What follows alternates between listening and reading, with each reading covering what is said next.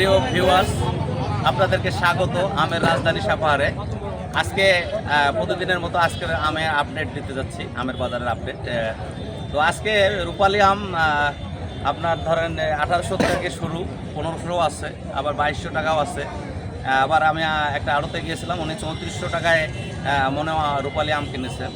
তো সবথেকে বড় সমস্যা হলো যে সব আমগুলো একসাথে পেকে যাওয়ার মতো হয়ে গেছে, তাই সাপার বাজারে সব ধরনের আমের আমদানি হয়েছে। আমার হাতে বর্তমানে যে আমগুলো দেখছেন এগুলো হলো নাগফজলি আম।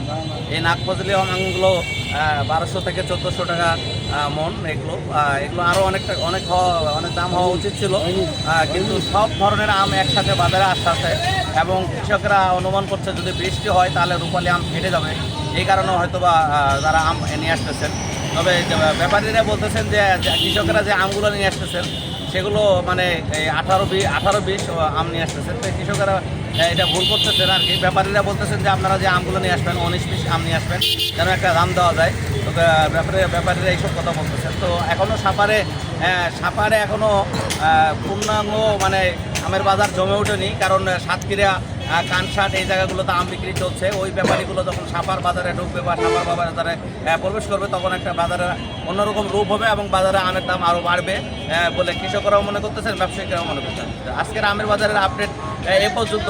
সবাই ভালো থাকবেন, সুস্থ থাকবেন। আল্লাহ হাফেজ।